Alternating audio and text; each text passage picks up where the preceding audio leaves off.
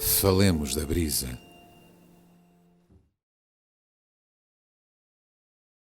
Eu hoje não vou ler livros. Hoje venho aos papéis. Então vieste com livros só para... Vim com livros só para decorar a mesa. Às vezes também é bom. É como aquelas pessoas que têm estantes cheias e cheias de livros só para dar aquele ar e depois não leem nenhum. Não é o nosso caso. Então, se quiseres... E são folhas A4? São folhas A4, que é para me tapar a cara. Eu trouxe hoje... Sabes que eu ando com saudades de ler alguns poemas, porque há poemas que nos ficam gravados. E então estou com saudades de ler aqueles poemas que eu sempre li e que gosto muito. E então pensei, para mim o programa de hoje vão ser os meus poemas, os poemas que me tocaram durante a minha vida toda. E então foi isso que eu trouxe. E vou começar, se me permites, com o Cansaço, do Álvaro de Campos. O cá em mim é sobretudo cansaço. Não disto, nem daquilo, nem sequer de tudo ou de nada. Cansaço, assim mesmo. Ele mesmo. Cansaço. A subtileza das sensações inúteis, as paixões violentas por coisa nenhuma, os amores intensos, por o suposto em alguém. Essas coisas todas, essas e o que falta nelas eternamente, tudo isso faz um cansaço. Este cansaço. Cansaço. Há sem dúvida quem ama o infinito. Há sem dúvida quem deseja o impossível. Há sem dúvida quem não queira nada.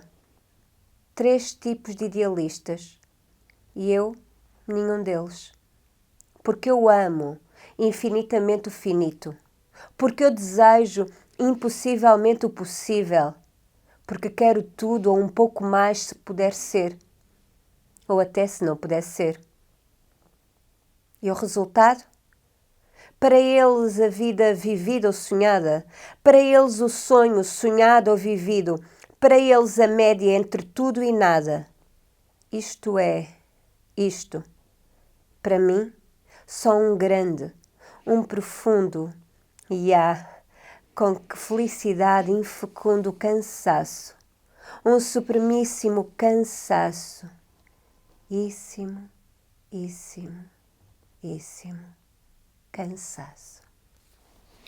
É um belíssimo presente que me dás.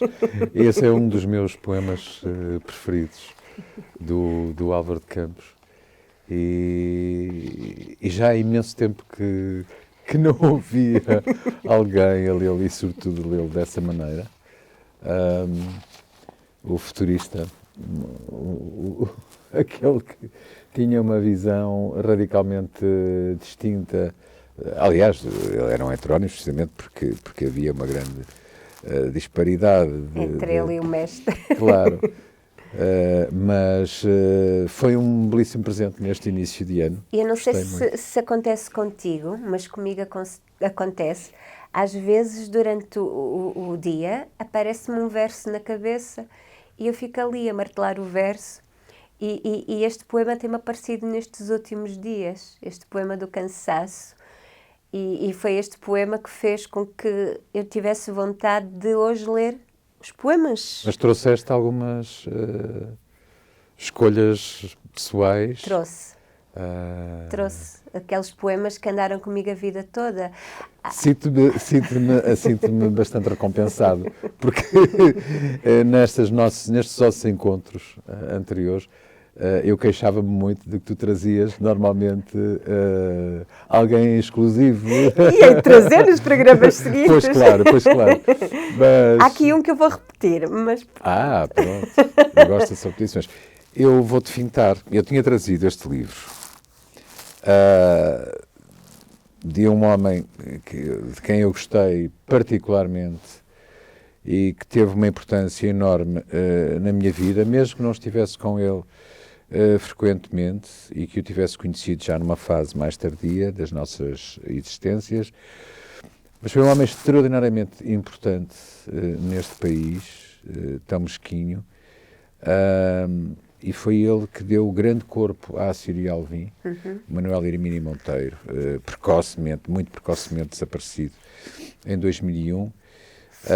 E este livro reúne muitas das crónicas que ele escreveu para o então Semanário Independente. Mas não vou ler hoje o Manuel Hermínio Monteiro. Eu chegava que tu ias ler, estava ansiosa. Estou a falar nele já para o anunciar para uma próxima, Ok. um próximo encontro nosso. Eu vou Eu gosto desse. pegar aqui no Jorge Sousa Braga. Como tu sabes, eu tenho, de facto, um fascínio enorme pela escrita de Jorge Sousa Braga. E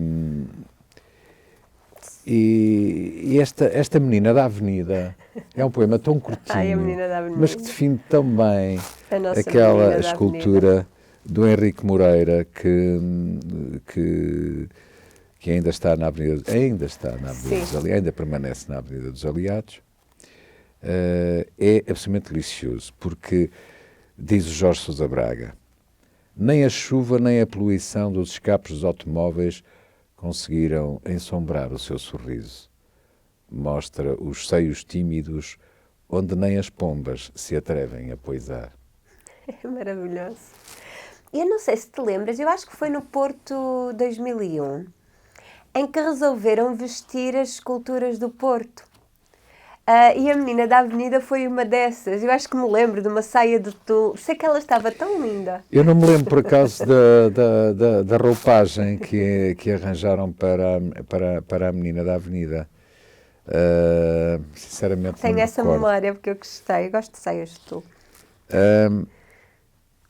E aliás, são todos deliciosos os poemas de Jorge Sousa Braga. E ele fala aqui da sucata. Um dia teve assentos de couro e jantes especiais. Abandonado nas margens do passeio, quase só lhe resta o esqueleto. As ervas irromperam por debaixo e os excrementos das pombas cobrem-lhe o tejadilho. Talvez em sonhos circula ainda numa autoestrada em direção ao sul. Tão lindo. Sabes que há um poema, eu acho que é de Jorge Sousa Braga, que eu gosto muito. E é daqueles que eu ando sempre com ele na cabeça. Que é qualquer coisa assim. Ao menos nos semáforos de Santa Catarina, os teus olhos permanecem verdes durante todo o ano. É verdade. Qualquer coisa assim. É maravilhoso. Será que ele dedicou esse poema à cor dos teus olhos? Não, de certeza, ele nunca me viu. Agora repara como o Porto mudou, não é? A Rua dos Caldeireiros já não é a Rua dos Caldeireiros do tempo em que o Jorge Sousa Braga escreveu este poema, Então. com toda a certeza. Ela mudou radicalmente. Agora tem muito alojamento local, tem restaurantes, não é?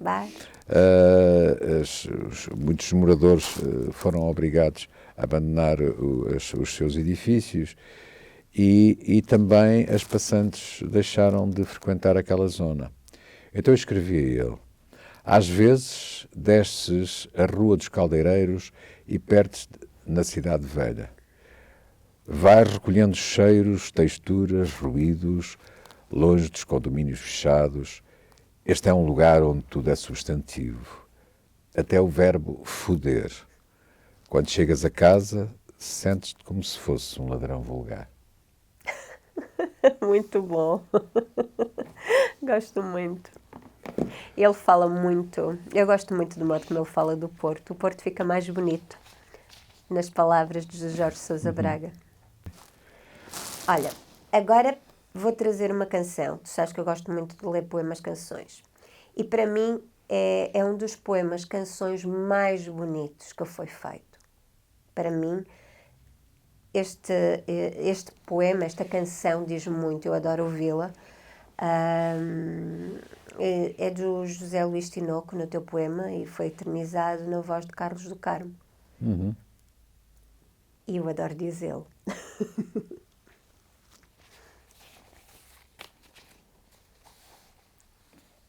No teu poema existe um verso em branco e sem medida, um corpo que respira, um céu aberto, janela debruçada para a vida. No teu poema existe a dor calada lá no fundo, o passo da coragem em casa escura e aberta uma varanda para o mundo. Existe a noite, o riso e a voz refeita à luz do dia, a festa da senhora da agonia e o cansaço do corpo que adormece em cama fria. Existe um rio, a sina de quem nasce fraco ou forte, o risco, a raiva e a luta de quem cai ou que resiste, que vence ou adormece antes da morte. No teu poema existe o grito e o eco da metralha, a dor que sei de cor, mas não recito, e os sonos inquietos de quem falha. No teu poema existe um canto-chão alentejano, a rua e o pregão de uma varina, e um barco soprado a todo o pano. Existe um rio, o canto em vozes juntas, vozes certas, canção de uma só letra e um só destino, a embarcar no cais da nova nau das descobertas. Existe um rio, a sina de quem nasce fraco ou forte, o risco, a raiva e a luta de quem cai ou que resiste, que vence ou adormece antes da morte. No teu poema existe a esperança acesa atrás do muro, existe tudo mais que ainda escapa, e um verso em branco à espera de futuro. Acho que tenho uma admiração enorme pelo José Luís Tinoco. Ele foi músico, ele foi um dos grandes animadores dos inícios do... Mas ele é arquiteto, é artista Claro, plástico. um excelente arquiteto, é um belíssimo artista plástico. É como tu dizes, um homem do Renascimento. É como eu digo, um homem do Renascimento. E tem tido uma vida preenchidíssima, dedicada à arte, à cultura. É realmente um exemplo a seguir neste país. E tem permanecido nesse limbo, mas é um limbo que... Afastou-se das canções, ou as canções afastaram-se? Que é partilhado com os amigos e com as pessoas mais chegadas, porque não anda na boca do mundo. Não é? Ele afastou-se das canções, ou as canções afastaram-se dele, mas ele era um excelente escritor e compositor. Oh, Cláudia, eu vou ler um poeta que desapareceu há pouquíssimo tempo. Ele viveu em Portugal e, entretanto, abandonou o nosso país para ir para o Brasil, zangado com a política, com o regime ditatorial que então vigorava, e foi para o Brasil, numa altura em que o Brasil tinha outros ares. Tinha outros ares. Respirava-se, de facto, bastante bem no Brasil. E também, esta é um pouco a minha homenagem a gente que continua a ser perseguida e dilacerada neste século XXI. E este é um poema de facto muito violento, mas é também um grito de alerta e de indignação por todos estes acontecimentos que, dezenas de anos depois da sua escrita, infelizmente continuam a vegetar por aí. Chama-se Linchamento. Fim do ano. Tocam buzinas, mas mataram o preto. O pânico é só porque surge repentinamente um grito no rio, mas mataram o preto. Eu vi os homens de olhares esbugalhados correndo para o Tejo, mas mataram o preto. Não lamento. Não é questão um preto a menos. A pressa de tomar o compromisso é que me parece ter sido grande. Durante o ano podia o preto ter morrido, eu sei, mas mataram o preto. Que gritaria por causa do Tejo, que indignação só porque há barulho, que barulho por causa das pressas, que precipitação essa para matarem o preto. Deem lá os tangos de bandeja às mulheres dos outros, rajem o peitilho da camisa para mostrar a tal virilidade, troquem os ossos com quem vai de caminho, mas com mais decência. Decência era não matarem o preto.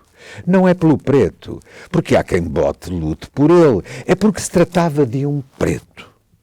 O preto subia a avenida. Ele que a descesse também, eu sei. No Tejo havia gritos, eu sei. E sei também que mataram o preto. Não houve equívocos, nem venham com desculpas rássicas. Foi a pressa, a loucura da superstição que levou os homens a matarem o preto. O preto que nem deu o seu grito. Nada tenho com isso. Nem sequer assisti para que se justifique esta perturbação. Mas dói-me cá na minha lentidão essa coisa de não se ter evitado, com as correrias para o grito, a morte do preto. Não vi, mas sei que mataram o preto. O preto subia a avenida. Acabem lá com as pressas de viver. Temos brancos para matar, não matassem o preto. Amanhã, ninguém se lembra de ter conquistado o seu grito, graças à morte do preto. Fernando Lemos. Super atual, infelizmente.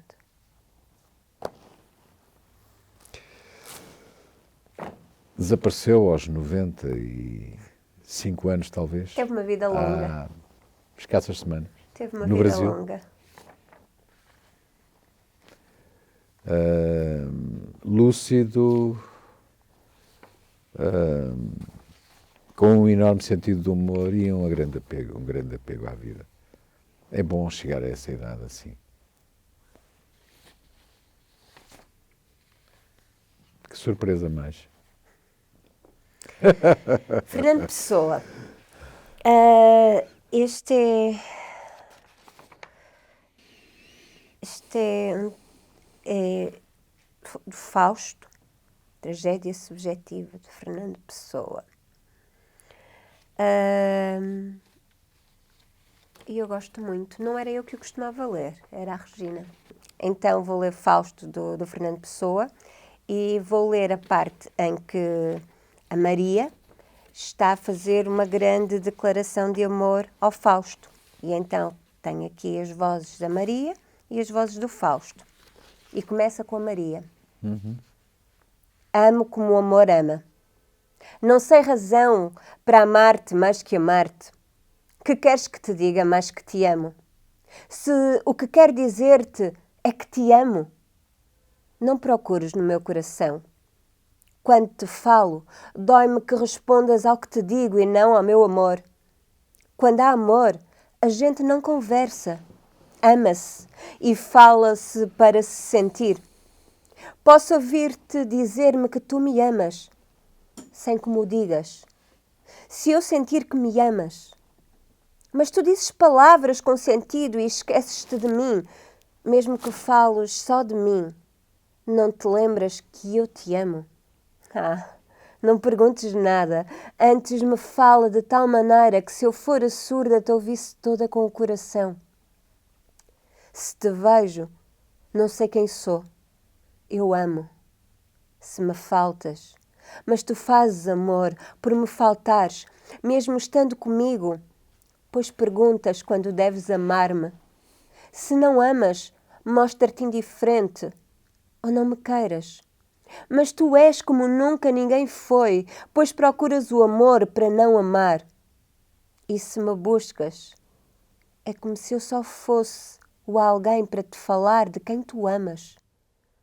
Diz-me porque é que o amor te faz ser triste. Canso-te. Posso eu cansar-te se amas? Ninguém no mundo amou como tu amas. Sinto que me amas, mas que a nada amas. E não sei compreender isto que sinto. Diz-me qualquer palavra mais sentida que essas palavras que, como se as perderas, buscas e encontras cinzas. Quando te vi, amei-te já muito antes. Tornei a achar-te quando te encontrei. Nasci para ti antes de haver o mundo. Não há coisa feliz ou hora alegre que eu tenha tido pela vida fora que não o fosse porque te previa, porque dormias nela tu futuro. E com essas alegrias e esse prazer eu viria depois a amar-te. Quando criança eu, se brincava a ter marido, me faltava crescer e o não sentia. O que me satisfazia era já tu. E eu soube só depois, quando te vi, e tive para mim melhor sentido. E o meu passado foi como uma estrada iluminada pela frente, quando o carro com lanternas vira a curva do caminho, e já a noite é toda humana. Tens um segredo? Diz-me, que eu sei tudo de ti, quando me o digas com a alma, em palavras estranhas como falos. Eu compreenderei só porque te amo. Se o teu segredo é triste, eu saberei chorar contigo até que o esqueças todo. Se o não podes dizer, diz que me amas. E eu sentirei sem querer o teu segredo. Quando eu era pequena, sinto que eu amava-te já hoje, mas de longe, como as coisas se podem ver de longe, e ser-se feliz só por se pensar em chegar onde ainda se não chega. Amor, diz qualquer coisa que eu te sinta. E agora o Fausto diz: compreendo-te tanto que não sinto, ó coração exterior ao meu, fatalidade, filha do destino e das leis que há no fundo deste mundo, que és tu a mim que eu compreendo ao ponto de o sentir? E a Maria diz: para que queres compreender, se dizes querer sentir?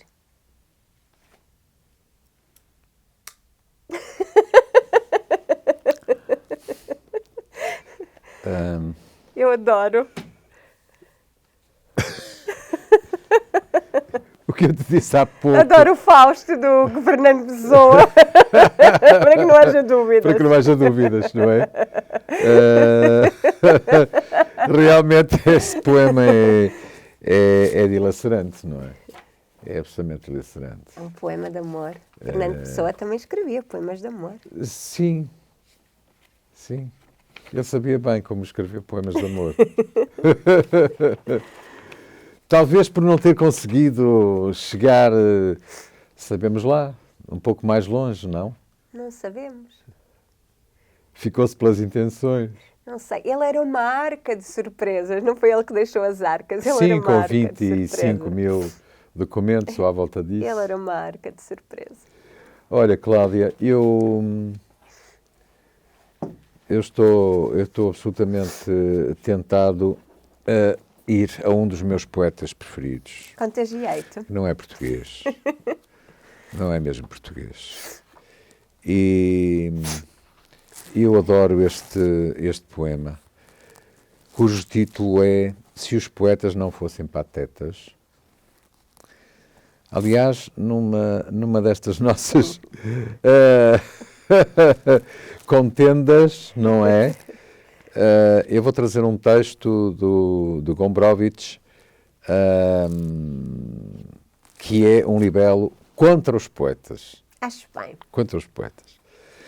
Então, se os poetas não fossem patetas e fossem menos indolentes, fariam as gentes contentes para se ocuparem em paz dos seus sofreres literários, construiriam casas amarelas com jardins de fronte delas e árvores cheinhas de aves, de mirliflautas e lilazes, de mentireiros e trautineiros, de papalmoços e plumicheiros e belos corvozinhos roxos que soubessem ler a sina.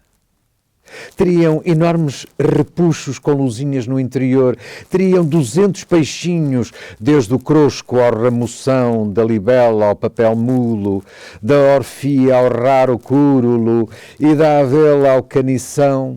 Teriam um ar perfumado, estreando o odor das folhas, comeriam quando quisessem, sem trabalharem às pressas, a construir escadarias de formas nunca antes vistas, com madeiras de ondas, malva e lisas como ela ao toque. Mas os poetas são patetas. Escrevem para começar em lugar de trabalhar, e isso dá-lhes remorsos, que lhes duram até à morte.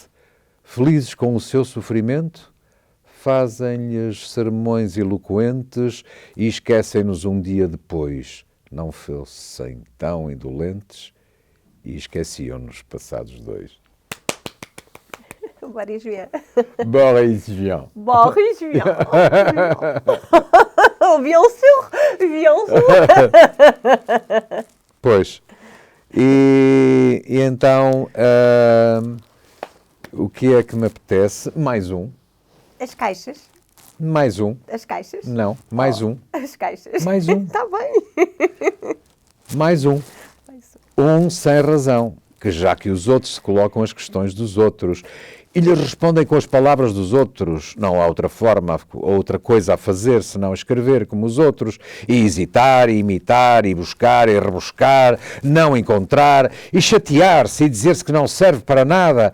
Mais valia ganhar a vida, mas a minha vida já tenho, a minha vida não precisa ganhar, não é de todo um problema. A única coisa que não é, os problemas são tudo o resto. Mas já todos se colocaram, já todos se interrogaram sobre os mais ínfimos assuntos. E então, para mim, o que é que sobra? Apanharam todas as palavras cómodas, as palavras boas de efeitos sonantes, as espumantes, as quentes, as grossas, os céus, os astros, as lanternas, e essas brutas vagas surdas que raivam rudos rochedos rubros. São demasiados gritos e trevas, demasiado sangue, sexo a mais, demasiado rubis e ventosas. E então, para mim, o que é que sobra? Terei de inquirir sem ruído, e sem escrever e sem dormir, terei de buscá-lo sozinho, sem dizer sequer ao porteiro, ao anão abaixo do chão, ao enrabador do meu bolso, ou ao cura do meu gavetão. Terei de ser eu a sondar-me sozinho, sem uma irmã rodeira que me agarre na pilinha e me esburaque como um guarda com uma lança de vaselina. Terei eu de enfiar um tubo pelas narinas contra um baque cerebral, até que me escorram as palavras. Todos eles se interrogaram, já não tenho direito a falar, ficaram com os luzeiros todos, instalaram-se todos no alto, que é o lugar dos poetas, com as suas liras a pedal, com as suas liras a vapor, com as suas liras de 8 relhas e os seus Pegasus a reator. Não tenho mais pequeno assunto, não tenho mais que palavras chatas, as mais delambidas e as desenchabidas, não tenho mais que mim, o, a, os, mais que pois, quem, que, o quê, quem é, ela e ele, que eles, nós, vós, nem... Então como querem que eu que faça um poema com palavras destas? Pois tanto pior que o não faço. Boris Vian. Boris Vian. E temos tempo para mais um? Mais um? Não, mais um. Mais um dos poemas da minha vida, como diz o outro. Não sei, estou aqui indecisa. Tenho aqui 2 do Eugênio de Andrade. Agora, resta saber qual é que eu vou escolher.